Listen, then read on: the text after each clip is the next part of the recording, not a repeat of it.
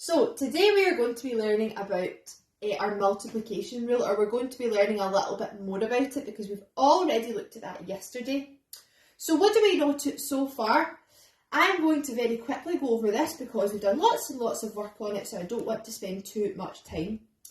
Well, we know about the language of multiplication. We have heard about sets of, we've heard about repeated addition, we've heard this word times, and we have used the multiplication sign, which looks like this.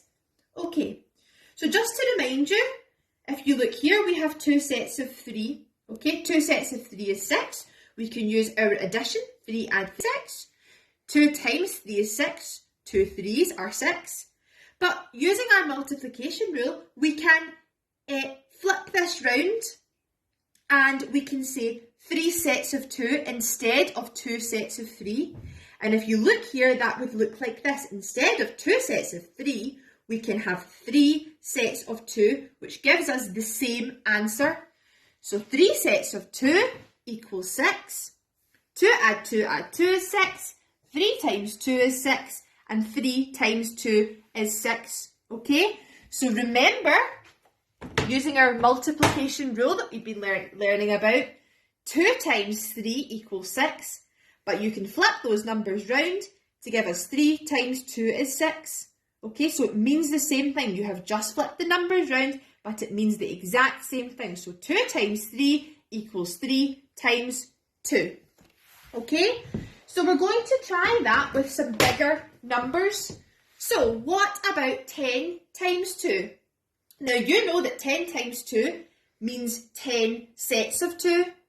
And 10 sets of 2 is 20, okay? So you know you can work that out using your repeated addition.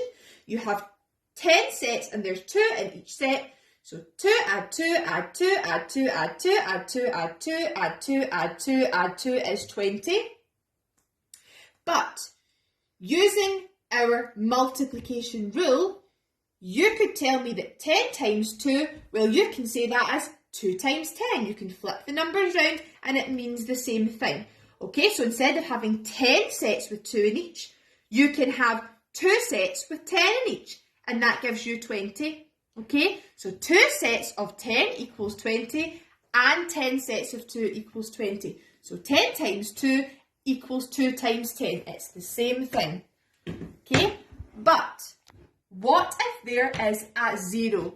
Well, don't worry about that, we'll have a little look. 8 times 0 would look like this. So we've got 8 sets, but there's nothing in each set.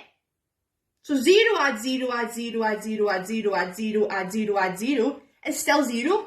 You've got nothing in any of the sets. So the answer is 0. Although you have 8 sets, there's nothing inside them, so the answer is 0. And you know, using our multiplication rule, 8 sets of 0 is the same as 0 sets of 8, or 8 times 0 equals 0 times 8.